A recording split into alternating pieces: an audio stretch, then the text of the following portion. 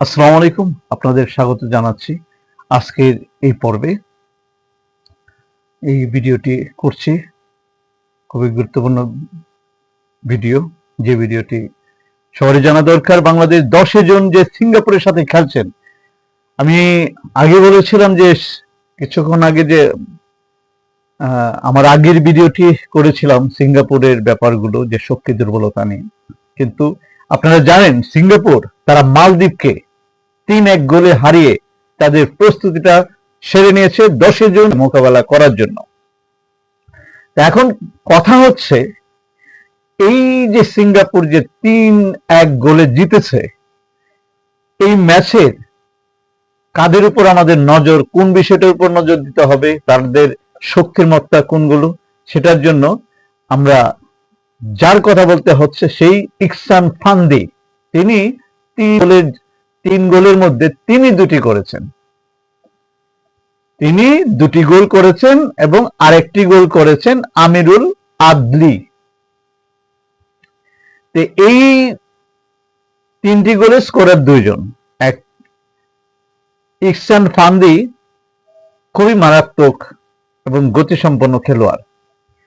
তো কেন বলছি, এই 3টা গোল কিন্তু কর্নার পিস থেকে আসছে, সেট পিস থেকেই তারা গোলগুলো করে থাকে। এটি বাংলাদেশের জন্য সেট পিস বিষয়গুলো তারা মাথায় রাখতে হবে, কারণ যে ওরা এই সেট পিস থেকে তারা সুবিধাগুলো নিয়ে থাকে, যেহেতু আগের মালদ্বীপকে হারিয়েছে তারা।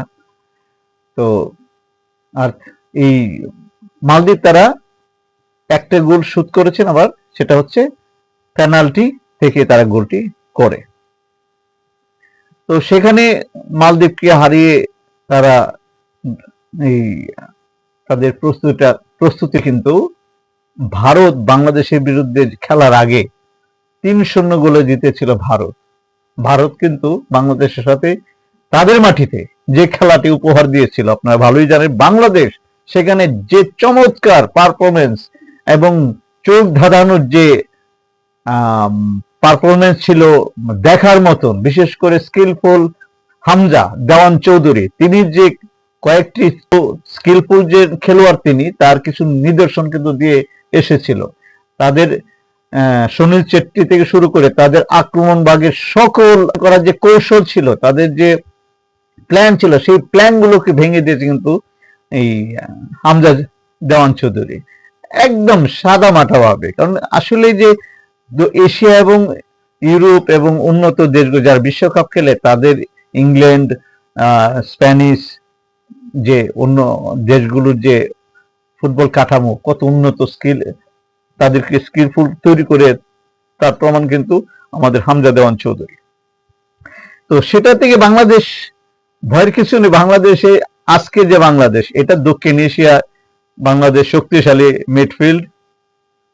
মিডফিল্ডে যারা ভালো করছেন তারাই কিন্তু সেই দলগুলো কিন্তু ব্যালেন্স থাকছে। বাংলাদেশ কিন্তু ব্যালেন্স চলে আসছে। সেখানে হামজা দেওয়ান চৌধুরীর সাথে সমিত সুম থাকছে, ফাহমিদুল, এরপরে বাংলাদেশ যারা লোকাল, আবার জামাল ভুঁইয়া যে প্রথম প্রবাসী বাংলাদেশি ফুটবলার, তারেক আজিজ, এরপর আরেকজন কানাডিয়ান আছেন যে সৈয়দ কারজান, ভালো খেলে থাকেন, তাকে আমরা কিন্তু বেশি একটা আলোচনা করছি না। তো সেই বাংলাদেশ আর এই বাংলাদেশের অনেক পার্থক্য। বাংলাদেশের সাথে বাংলাদেশ জিতবে সেটা জানি, এবং যদি কেমন জিতে, কিভাবে জিতে, কারণ আমাদের টার্গেট কিন্তু শুধু এই 6টা ম্যাচ না, আমাদের এশিয়ান গেম, এশিয়ান চ্যাম্পিয়নশিপে যে এশিয়ান যে ইয়েটা আছে, সেটার জায়গায় আমরা ভালো করব সেই প্রত্যাশা, এবং এশিয়া একটা সেরা দলের মধ্যে একটা হব সেই প্রত্যাশাই আমরা করতে পারি। এটার মধ্যে আরেকটা জিনিস আমি উল্লেখ করতে চাচ্ছি, যে কিউবা মিসেল, সেও কিন্তু পরিপূর্ণভাবে বাংলাদেশি হয়ে গেছে। বাংলাদেশি যত তার যে ফিফার ক্লিয়ারেন্স, ক্লাবের যে অনুমতি যেগুলো লাগে, সবকিছু কিন্তু হয়ে গেছে। তো সেইটা হওয়াটা কিন্তু সোজা কথা ছিল না। বর্তমান কমিটি যারা এই দায়িত্বে ছিলেন, তারা কিন্তু অনেক চেষ্টা করে খুব দ্রুত নিয়ে আসা হয়েছিল, প্রসেসিংটা খুব দ্রুতই করেছেন। তার নানির জন্ম নিবন্ধন, তার মার জন্ম নিবন্ধন, তারা কিন্তু অনেক বছর আগে কিন্তু বাংলাদেশ থেকে সম্পর্কই ছিল না। আজকের খেলার কারণে আমাদেরও প্রয়োজন এরকম একজন ভালো মানের ফুটবলার পেয়ে গেছি আমরা। তো সিস্টেম করে পাসপোর্ট করা হয়েছে, তারপরে কিন্তু সেও কিন্তু অনেক ব্যস্ত একজন ফুটবলার। এরপরে বাংলাদেশে এটা আরে 4 ঘন্টার জন্য বাংলাদেশে 10 জুন মানে যে বিষয়টা মাথায় ছিল সেটা সম্ভব হয়নি। তো পরবর্তীতে সে অ্যাভেলেবেল আছে, আর পরবর্তী যে ম্যাচগুলো আছে সেই ম্যাচে সে খেলতে পারবে, এবং সে একদম তরুণ একজন ছেলে, দীর্ঘদিন সার্ভিস দিতে পারবে বাংলাদেশ দলে, সেটা হচ্ছে সুখবর। তো এই কিউবা মিছিল ব্যাপারে যারা জানেন না তাদের একটু কিছু তথ্য দিই তার ব্যাপারে। 23শে নভেম্বর 2005 তার জন্ম নিয়েছেন কোথায়? ইংল্যান্ডের বার্মিংহাম শহরে। তার বাবা একজন জামাইকান, মা বাংলাদেশী। তিনি কিন্তু ইংল্যান্ডের নাগরিক।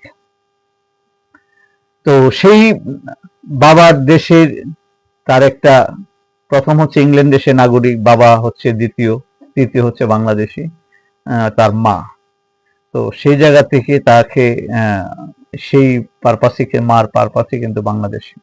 কিন্তু সেই কিউবা মিশেলটা কে? তার যে আমরা এত কথা, এত আলোচনা চলছিল, যারা কন্টেন্ট ক্রিয়েটার তারা ইংল্যান্ডের এই কিউবা মিশেলকেও কিন্তু সামিত সোম হামজাকে যেভাবে এই প্রক্রিয়া কিন্তু যখন আসে সবাই আলোচনা হয় তার ব্যাপারগুলো, হয়তো আপনারা দেখে থাকবেন। হয়তো আমি আমার জায়গায় যারা আমার দর্শক আছে, যারা আমাকে আমি যেহেতু স্পোর্টস নিয়ে কাজটা করছি, আমি মনে করছি এই তথ্যগুলো দিয়ে থাকি দিই। সেটা হচ্ছে তিনি যখন এই বার্মিংহামের যে খেলেছে, যখন সে খেলে, তখন কিন্তু বর্তমান সময়ের যে অন্যতম একজন যে সান্ডারল্যান্ডে একজন মিডফিল্ডার আছেন, সময়ের খুবই একজন নামকরা একজন মিডফিল্ডার আছেন, সেই মিডফিল্ডার কিন্তু এই ক্লাবে, যে ক্লাবে কিউবা রাও মিচেল তার পুরো নাম। তো এই কিউবা মিচেল সে যখন বার্মিংহাম সিটি একাডেমিতে থাকাকালীন তারই একাডেমি থেকে সে বের হয়েছিল সময়ের অন্যতম মিডফিল্ডার, যাকে জুড বার্মিংহাম বলে চিনি আমরা। সে সময় তার সাথে খেলার সময়, যে ক্লাবে সান্ডারল্যান্ড হচ্ছে ইংল্যান্ডের চ্যাম্পিয়ন লিগের একটা দল, তখন এই যখন কিউবা মিচেল প্র্যাকটিস এবং তার সাথে যখন ওই ক্লাবে খেলে, তখন তারা নজর পড়ে, মানে চোখ পড়ে তাদের উপরে, যে একটা দুর্দান্ত একটা তার কিছু কাজ আছে, পায়ের কাজ, এবং তার এনার্জেটিক যে মুভমেন্ট, তাদের যে বল নিয়ে টান দেওয়ার, যেটাকে গতিসম্পন্ন ক্ষিপ্র গতি, এবং সে খুবই ইজি, মানে একটা প্লেয়ারকে অনেক বিষয়গুলোর উপরেই তো মার্ক করে, তো তারা কিন্তু পছন্দ হয়ে যায়। তো তাকে স্কলারশিপ এরকম একটা সিস্টেমে তাকে কিন্তু সান্ডারল্যান্ডের ক্লাবে তারা একটা চুক্তিতে নিয়ে যায়, একটা সিস্টেমে তাকে প্রথম নিয়ে যাওয়া হয়। পরবর্তীতে তাকে চুক্তি করে 2025 সালে, এই যে 25 সাল পর্যন্ত তাকে চুক্তিবদ্ধ করে। তো ওই ধরনের প্লেয়ার, যেটা ইংলিশ চ্যাম্পিয়ন লিগের সান্ডারল্যান্ডের মতন ক্লাবের কর্তারা তাকে উপরে চোখ পড়েছে।